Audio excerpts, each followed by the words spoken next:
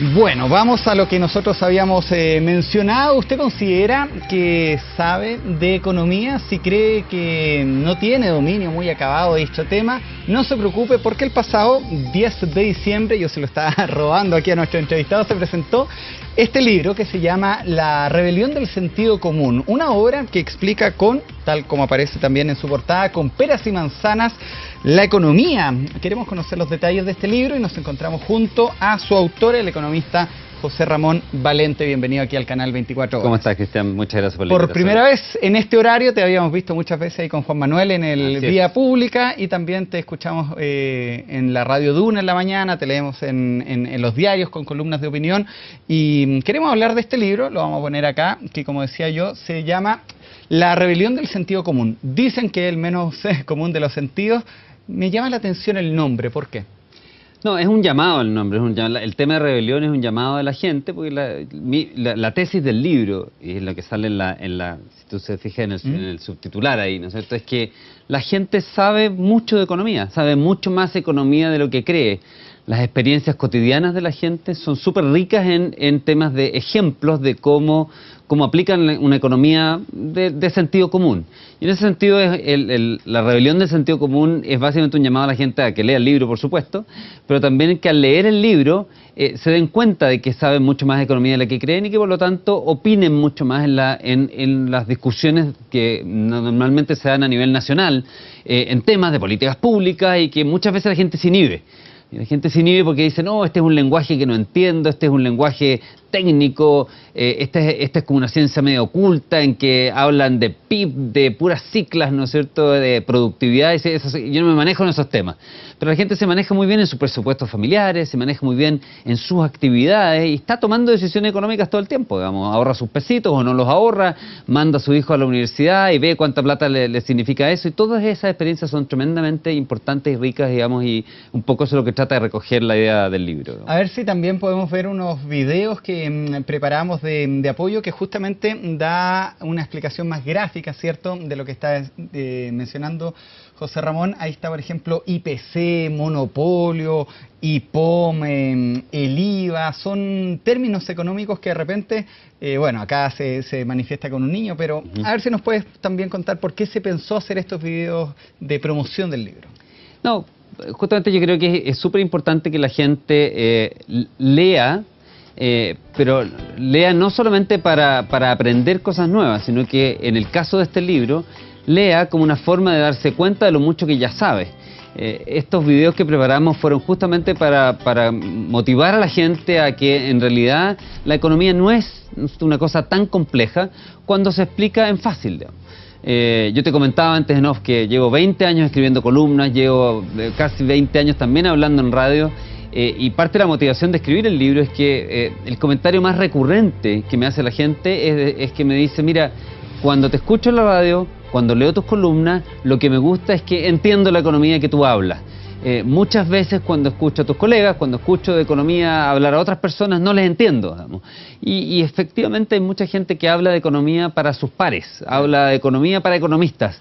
Esta no es economía para economistas, esta es economía para la gente, pero sobre todo no solamente el lenguaje, sino que conceptualmente el libro está escrito, ¿no es cierto?, en la idea de que son experiencias cotidianas de las personas un poco las que están relatadas ahí. Yo te voy a decir algo, José Ramón. Me gustaría leer el libro, pero me da miedo leer a mí siempre economía porque son números que están llenos de números. Sí. O sea, son libros que están llenos de números.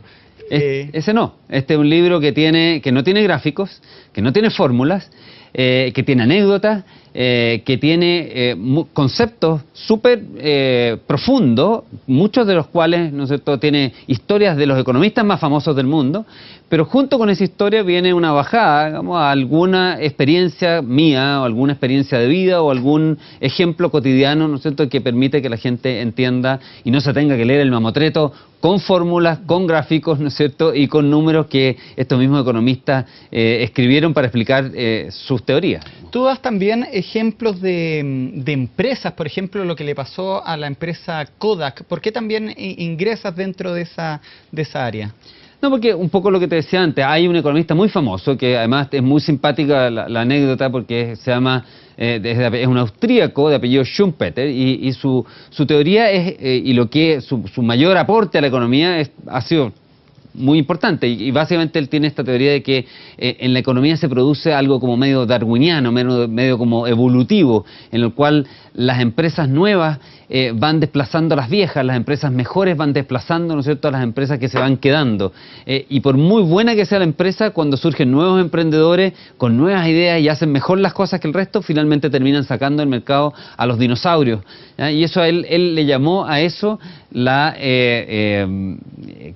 destrucción creativa. Y destrucción creativa en el sentido que dice, mira, inevitablemente se tiene que destruir quizás una empresa que pudo haber sido muy famosa en algún minuto, pero se destruye para dejar libre los recursos, la gente, el talento y el espacio en el mercado, porque entra una nueva. Eso lo estamos viendo hoy día, todos los días con las empresas de Internet, lo estamos viendo, digamos, en industrias como la industria de los taxis con Uber, en la industria de los arriendos de departamentos con Airbnb, en la industria de los medios, en la cual tú estás, ¿no es cierto?, con la incursión de los medios digitales. O sea, lo que Schumpeter dijo el siglo pasado, la verdad que hoy día lo vemos, digamos, incluso muy dinámico en lo que está ocurriendo. Yo doy el ejemplo, tú mencionabas Kodak, porque Kodak en su minuto fue acusada incluso de ser un monopolio, de tener el monopolio de las cámaras fotográficas y el desarrollo de las fotos propiamente tal, porque tenía la tecnología, la habían inventado y eran por lejos la mejor empresa. Era un ícono, era una empresa tremendamente admirada. Y no pasaron muchos años después con el desarrollo de las cámaras digitales. Ellos mismos descubrieron las cámaras digitales, pero no lo vieron como un negocio y se mantuvieron en el negocio que estaban, no vieron, digamos, lo que esto podría significar y terminaron quebrando y saliendo del mercado. Y como ese hay muchos ejemplos que están plasmados en este libro y muchos ejemplos de la vida cotidiana. Digamos. ¿Te da la impresión que nuestro país tiene una carencia, adolece de conocimientos matemáticos, la población, y me refiero a temas súper específicos y te lo voy a ejemplificar? Uno estudia periodismo, yo estudié periodismo y el ramo cortacabeza era economía o era estadística, y siempre se ve al que sabe de números, al ingeniero, un poco más arriba que el resto. No sé si compartes esa opinión, pero bueno, generalmente se toma en los trabajos, en general, al que sabe de números como una persona que está mejor preparada. ¿Sabemos de números de matemáticas los chilenos? Y si no, ¿por qué? Mira, cuando uno va, te voy a responder así, cuando tú vas a la feria, la señora del kiosco ahí probablemente no ha tenido una formación en universidad respecto de matemáticas muy profunda, pero te aseguro que tú no la vas a poder engañar con las cuentas que ella saca, digamos. O sea, la gente en lo suyo sabe, digamos, ¿eh? Y eso a mí me queda muy claro cada vez que tengo experiencia de contraparte con alguna persona. Tú vas y vas al maestro de la construcción, a la señora de la feria, al tipo que atiende en una tienda, en general la gente sabe de lo suyo. Lo que a la gente le cuesta un poco más es hacer esta integración de sus conocimientos específicos y después hacer, ¿no es cierto?, el paso hacia las discusiones que tienen que ver como más macro, que tienen que ver más como con la economía. Y ahí se quedan un poquito perdidos y dicen, mejor no participo en esta discusión general porque a lo mejor me faltan esos conocimientos formales. Y yo, como te decía el libro antes, como te decía antes, es un llamado a participe. Sabe que su intuición, lo que usted ha ganado como experiencia en su negocio particular, en su vida, son súper valiosas en las discusiones de políticas públicas y de temas tan centrales, ¿no es cierto?, como diseñar, por ejemplo, el transporte público de Chile. Si probablemente le hubiéramos preguntado a la gente cuáles eran sus hábitos de transporte, hubiésemos diseñado un mucho mejor sistema de transporte público. Y a veces, digamos, estas élites intelectuales, digamos, que están conformadas por políticos, por economistas, desprecian un poco a la gente común y corriente y desprecian ese conocimiento que hay en el mundo y que es súper útil. Y también es un llamado, digamos, no solamente a la gente que lee el libro, también a los intelectuales a que bajen su nivel, ¿no es cierto?, de soberbia, bajen al nivel de la gente y consideren las experiencias de la gente común como algo valioso. Entonces, si es que yo tengo 100 pesos y con esos 100 pesos en el mes de enero del año pasado me alcanzaban 5 manzanas, este mes de enero con esos 100 pesos, por poner una cifra, me alcanzan 2. ¿Tú explicas lo que es la inflación, por ejemplo? Yo no explico directamente lo que es la inflación, pero sí digo y menciono, ¿no es cierto?, cómo la gente, sin conocer cómo calcula el INE, el IPC, sí sabe perfectamente que a medida que hay inflación y cuando hay inflación, su sueldo le alcanza para menos en el supermercado. Entonces, la gente no tiene que saber la fórmula de cálculo del IPC, solamente tiene que, ¿no es cierto?, recibir un sueldo, ir al supermercado y ver que le alcanza para menos, para en el fondo molestarse por la inflación. Y ahí, por lo tanto, tú ves ahí que la gente, sin conocer esa fórmula, cuando la inflación sube, caen las encuestas de los políticos. La aprobación de los gobiernos, la aprobación de los políticos en general cae muy rápidamente cuando sube la inflación. Y eso es signo de que la gente siente muy rápidamente lo que significa el menor poder adquisitivo en sus sueldos cuando suben los precios de las cosas. Ya entrando en la recta final de la entrevista, tú hablabas o hablábamos recién sobre si es que los chilenos teníamos conocimientos matemáticos o conocimientos económicos. Ahora te pregunto, ¿somos responsables los chilenos en nuestra economía? Yo creo que mayoritariamente sí. Siempre hay casuística. Tú siempre puedes encontrar al tipo que es farrero, siempre puedes encontrar al tipo, ¿no es cierto?, que pidió prestado mucho más plata de la que podía pagar.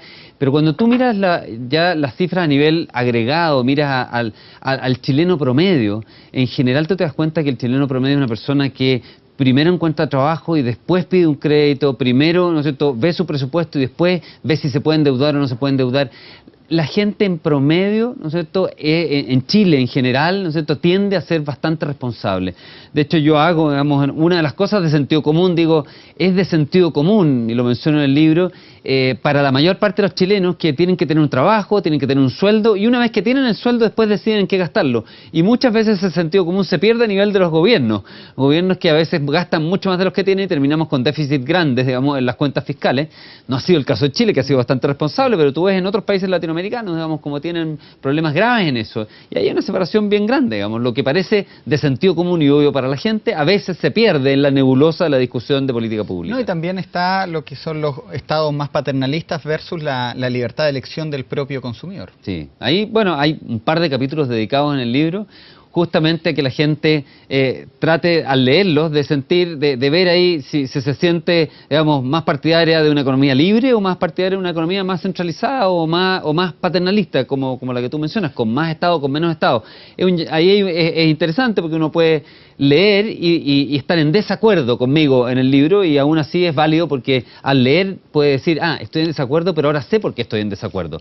No estoy en desacuerdo por el eslogan, no estoy en desacuerdo porque me cae mal, porque es chico, porque, ¿no es cierto?, etcétera, sino que estoy en desacuerdo porque estoy en desacuerdo como él piensa, digamos. O en acuerdo, ojalá la mayoría esté de acuerdo, digamos. Hablemos de números.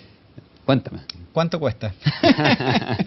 No, módico, el libro está 12.900 pesos, ya. Así que por 12.900 pesos te ya está ganguita. 12.900 pesos, pero uno va a terminar, ¿cierto?, con conocimientos de economía y no solamente diciendo o peleando con el televisor, como mencionabas tú también hace algunos minutos, sino que con conocimientos ya más de fondo. Yo te preguntaba también por otro formato de libro. A mí me gusta mucho leer en formato Kindle. Para las vacaciones me llevé 5 libros y al final le sacaba pica a mi mujer porque ella andaba con un bolso y con cada libro, no se decía nunca qué libro elegir, pero yo andaba con mi Kindle y tenía los libros en ese formato. También es súper válido al que no le gusta leer y tiene el romanticismo del papel. Así es. ¿Está en Kindle? Está en Kindle el libro, lo pueden bajar, comprar y obviamente, ¿no es cierto?, se puede.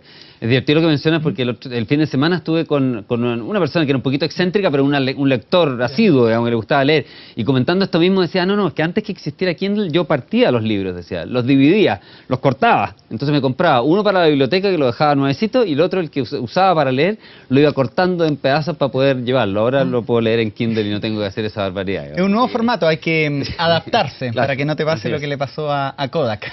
Buen ejemplo.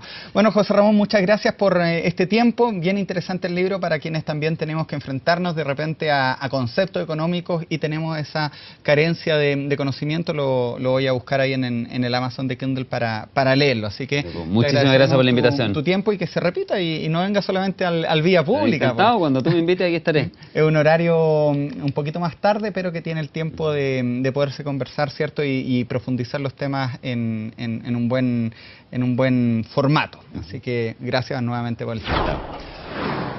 En la Radio Duna en la mañana, te leemos en los diarios con columnas de opinión y queremos hablar de este libro, lo vamos a poner acá, que como decía yo, se llama La rebelión del sentido común. Dicen que es el menos común de los sentidos. Me llama la atención el nombre. ¿Por qué?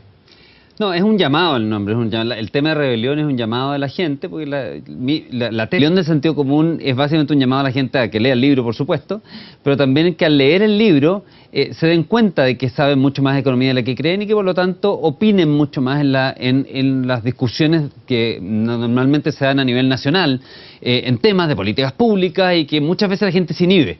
Y la gente se inhibe porque dice, no, es del libro, y es lo que sale si tú se fijas en el subtitular ahí, ¿no es cierto? Es que la gente sabe mucho de economía, sabe mucho más economía de lo que cree.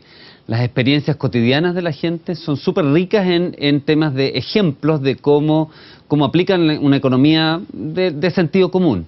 Y en ese sentido es la rebelión.